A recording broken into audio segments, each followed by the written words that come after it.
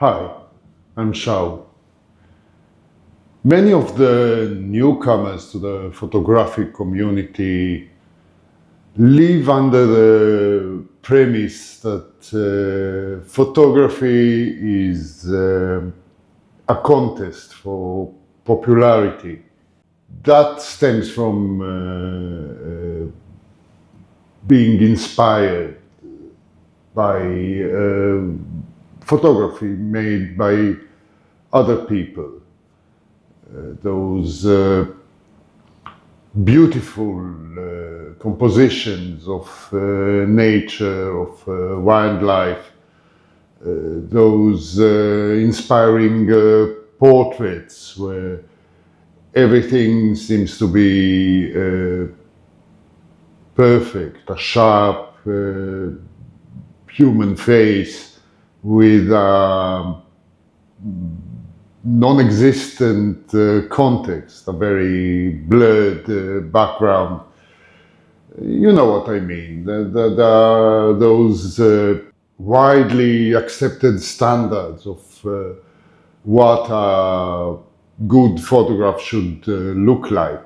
So we try to emulate what we see, what we like, by learning all sorts of techniques, by purchasing a lot of really expensive professional gear that would make it easy for us to create those beautiful photos. We feel we have to comply with those widely accepted standards to gain popularity, to make photos that are liked, mainly on social media, where we tend to display our work.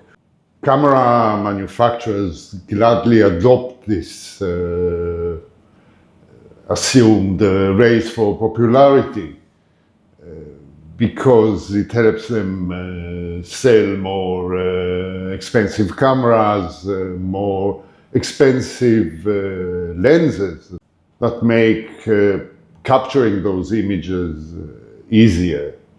And this is exactly what we are after in those first stages of our evolution as photographers. We are after an easy life. We want to capture those beautiful images without much effort, without putting too much thought into what we are doing.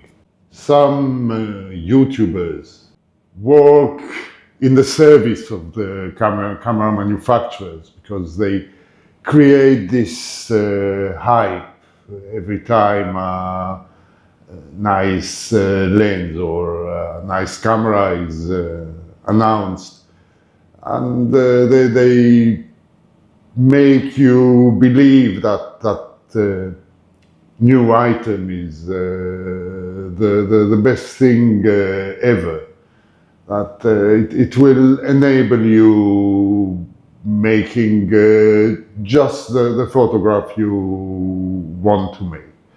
Just those photographs every professional or highly acclaimed photographer makes all the time.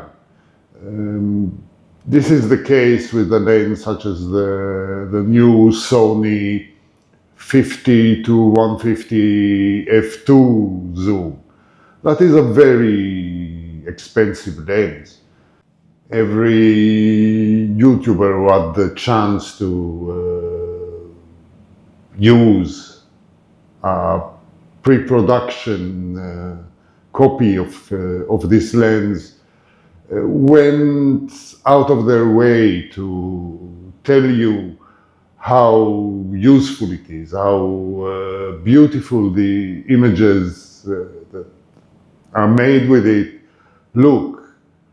To be honest, if you look at photography from the prism of competition, You always have this FOMO inside you, affecting your decisions, promoting this presumed need to be at the spearhead of photography, both in the sense of owning the best gear, the gear that makes those photographs easy to make, and in the sense of technique. You might feel a fear of if you can't capture something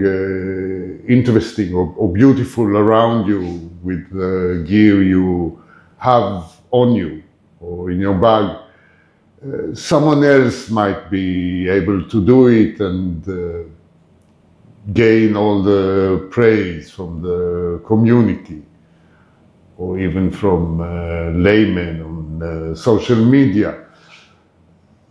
So you are always worried. You feel that you have to be able to capture as many scenarios as possible with gear you have on you or in your bag. You might stay in this state of mind for years until something clicks, until you realize you will never be able to really capture everything. And then you start specializing. You specialize in scenarios that interest you more, that you feel some affinity with. And slowly you realize that in order to specialize, you need to neglect some of the possibilities your gear or your technique allow you to have. Only then you learn to let go, to relax, to really enjoy your photography, to do it in an intentional, in a thoughtful way, where you become a part of the story you are trying to convey. Your photography becomes more personal, more involved. It becomes better, becomes more emotionally connected to the subjects, but also to the viewers. It's really the same thing. When you miss a shot, you learn how to quickly move on. You do not torture yourself for missing opportunities. Photography is in many ways akin to authorship. If you put 100 different people in the same place at the same time and ask them to write about their experience, there will be no two identical accounts. Each of us have our own values, our own point of view, and each of us will describe what happened in a little bit different way. The same goes for photography. Each of us have our own point of view, our own aesthetic sensibility, our own values as humans. And each of us would portray a scene in a slightly different way. We will pay attention to different elements in the scene. In fact, everyone can be a unique visual author. We already know how from our life experience, from our personal values, from our education. And we do not need all those rules, those generalized instructions of how to make a good photo, to have our own unique voice. All we have to do is shoot the subject, scenes that we care about. We have a personal, emotional connection with. This way we will produce specific, deep, personal work that would also speak to others, not to everybody, but to the people we actually care about. Many photographers, influencers in the photographic community lament the taking over by AI, artificial intelligence program that create very convincing photograph-like images without even using a camera. By writing a prompt, you can easily create a photo-like image using those AI neural networks. So there are a lot of people worried that those AI tools might replace the professional photographer, especially in landscape, in product photography, even in wildlife. But what is common to all these genres is that they tend to produce largely descriptive work that lacks any sense of personality, of authorship. It is mostly generic. There is no contribution from the photographer. A series of photos for an advertising campaign. You don't really bring in your personal point of view or your emotion. You're merely an operator of the camera, of the lighting, of all the equipment needed to make a very precise, very accurate description. It's a little bit different with wildlife photography. Usually you concentrate on one animal. The photograph you make is striving to describe in the most accurate, most neutral way. You want to show the viewer what that animal looks like in its natural environment. Of course, those wildlife photos are many times very compelling. They're beautiful because the subjects of those photos are very beautiful too. But in essence, all you do is work of description.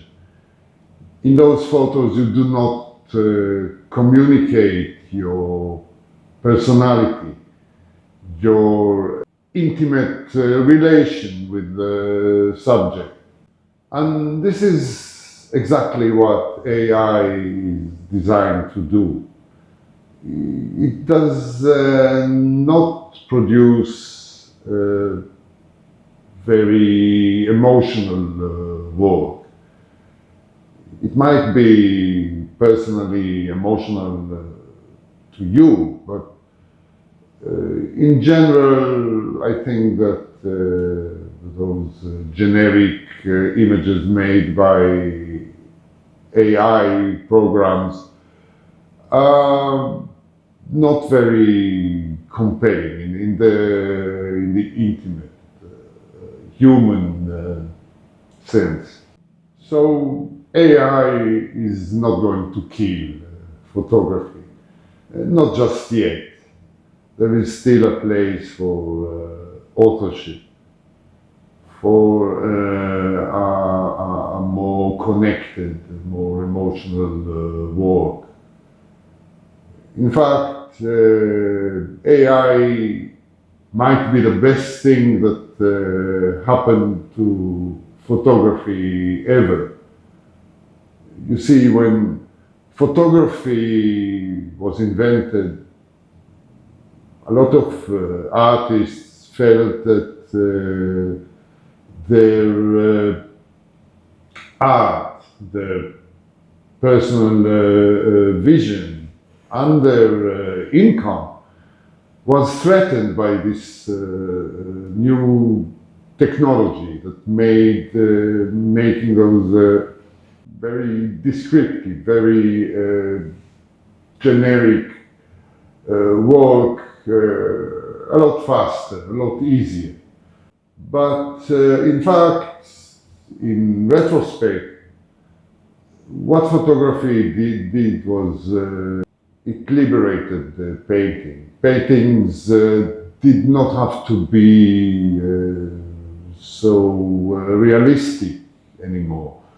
They could express the personality of the artist, the ideas, the abstractions that the artists had in mind. They did not have to be restricted to showing things as they were. Painting became much more imaginative. If you compare a well-made painting from the beginning of the 19th century, before photography became popular, to a typical painting made in the beginning of the 20th century, after painting was liberated, you can see what I mean. I think that photography made it possible for artists to be much more creative, to be more humanistic in their approach to art. So what makes this jump in the photographic evolution possible? Well, first of all, you have to understand that photography is not a competition. You do not have to be liked by everyone. Your photographs have to be liked by the people you care about. You have to trust your intuition, your personal point of view, and your personal humanity, instead of trying to emulate all this work you see elsewhere. And even then, it's not easy. It really creeps on you. It takes a lot of time. And coming of age, when you're 20, everything is faster. You want to achieve things in 5 minutes. But when you're 50, you gain a different perspective. And don't shoot too often. You might be more comfortable with your photography. It will become a way of life, like a good friend. You don't have to see them 24 hours a day to trust that they are there. You can shoot whenever you feel like, whenever you need to. And it will make your relation with your photography much more comfortable. Right. If you have anything to comment about the